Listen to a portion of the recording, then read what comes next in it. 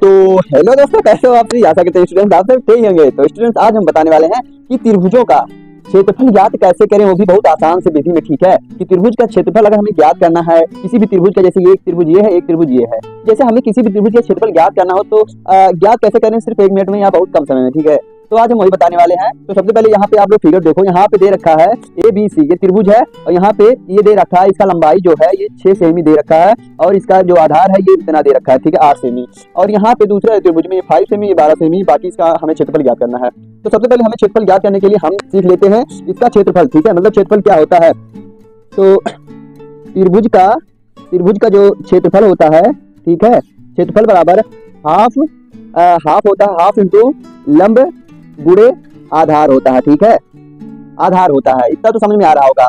Half त्रिभुज का क्षेत्रफल बराबर ये है, इसका फॉर्मूला हमें त्रिभुज का क्षेत्रफल ज्ञात करने वाला। ठीक है, त्रिभुज का क्षेत्रफल बराबर हाफ 1/2 लंब गुणे आधार। ठीक है, तो हमें इसी पे सॉल्व करना है और यही इसका फॉर्मूला। ठीक है, लंब क्या है यहाँ पे, लंब यहाँ पे ये है। ठीक है, ये जो 6 सेमी दिख रहा है यही इसमें लंब है। ठीक है, और इसमें आधार क्या है, और इसमें आधार क्या है, आधार ये है जो 8 सेमी दिख रहा है और यहाँ पे 12 सेमी। ठीक है, तो यहाँ लंब ये है 5 सेमी और यहाँ पे आधार ये है, तो यही इसका सूत्र है, इसी पे हमें लगा के सॉल्व करना है। ठीक है, तो देखो अब हम लोग पहला क्वेश्चन सॉल्व करते हैं। ठीक है, इसके हम लोग पहला क्वेश्चन सॉल्व करते हैं। यहाँ पे दे रखा है, यहाँ पे इसका जो है कि त्रिभुज का क्षेत्रफल बराबर 1/2 मतलब 1/2 इंटू लंब गुणे आधार। तो हमें देख लो अब यहाँ पे जैसे हमें त्रिभुज का क्षेत्रफल याद करना है। ठीक है, तो त्रिभुज का क्षेत्रफल बराबर त्रिभुज का क्षेत्रफल बराबर यहाँ पे हम लोग क्या लिखेंगे, त्रिभुज का क्षेत्रफल बराबर 1/2 इंटू लंब 6 हो गया, 6 सेमी दे रखा है और यहाँ पे इंटू आधार 8 सेमी है। तो अब हम लोग बराबर करके सॉल्व करते हैं। यहाँ पे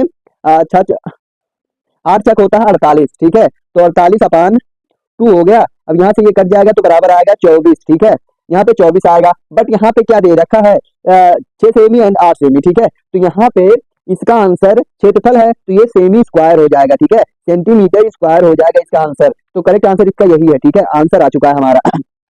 तो यहाँ पे 24 सेमी स्क्वायर हो जाएगा। ठीक है, यहाँ क्योंकि यहाँ पे सेमी दे रखा है तो यहाँ पे जब इसका क्षेत्रफल होता है फॉर्म चेंज हो जाता है। ठीक है, सेमी स्क्वायर हो जाएगा। ठीक है, अब यहाँ पे हम लोग ये वाला क्वेश्चन सॉल्व करते हैं। ठीक है, अब ये वाला क्वेश्चन हम लोग सॉल्व करते हैं। यहाँ पे भी हम लोग त्रिभुज का क्षेत्रफल लगाते हैं, त्रिभुज का क्षेत्रफल ज्ञात करते हैं, बराबर होता है 1/2 इंटू लंब 5 सेमी दे रखा है तो 5 लिखेंगे और आधार 12 सेमी दे रखा है तो 12 लिखेंगे। ठीक है, तो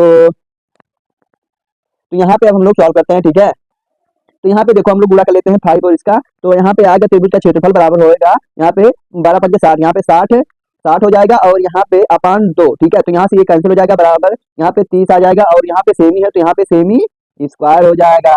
तो इसका आंसर आ गया यहाँ पे 30 सेमी स्क्वायर। ठीक है, यहाँ पे तो यहाँ पे आप लोग देख सकते हो कि 30 सेमी स्क्वायर आ गया इसका करेक्ट आंसर। ठीक है, तो इसी तरीके से त्रिभुज के क्वेश्चन सॉल्व होते हैं जब जहाँ पे पूछा हो सिर्फ त्रिभुजों का क्षेत्रफल। ठीक है, तो कोई त्रिभुज दे रखा हो और हमें पूछा जाए कि इसका क्षेत्रफल क्या होता है, तो यहाँ पे ऐसे ही सॉल्व होता है। ठीक है, अब हम आप सभी को, अगर आप लोग वीडियो इन तक देख रहे हैं तो हम आपके लिए एक क्वेश्चन देते हैं सॉल्व करने के लिए। ठीक है, अगर आपको कहीं पे कोई प्रॉब्लम होगा तो आप लोग कमेंट करके बताना कि मतलब यहाँ पे प्रॉब्लम आ रही है, हम आप लोगों को समझा देंगे। ठीक है, तो यहाँ पे देखो, अगर आप लोग वीडियो पूरा देख रहे हो तो आप लोगों के लिए एक क्वेश्चन है। ठीक है, आप लोग कमेंट बॉक्स में बताना जरूर इसका आंसर। ठीक है, आप सभी को इसका आंसर कमेंट बॉक्स में जरूर बताना है। ठीक है, कमेंट बॉक्स में जरूर बताना है। यहाँ पे हम इसका 8 देते हैं और इसका दे देते हैं 14। ठीक है, 14 सेमी और यहाँ पे 8 सेमी। तो यहाँ पे आप सभी को बताना है कि इसका आंसर क्या होगा, कमेंट बॉक्स में बताओ। इसका त्रिभुज का क्षेत्रफल बताओ यहाँ पे। ठीक है, तो हमें आप सभी को इस त्रिभुज का क्षेत्रफल कमेंट बॉक्स में बताना है। यहाँ पे क्वेश्चन मार्क भी लग गया। ठीक है,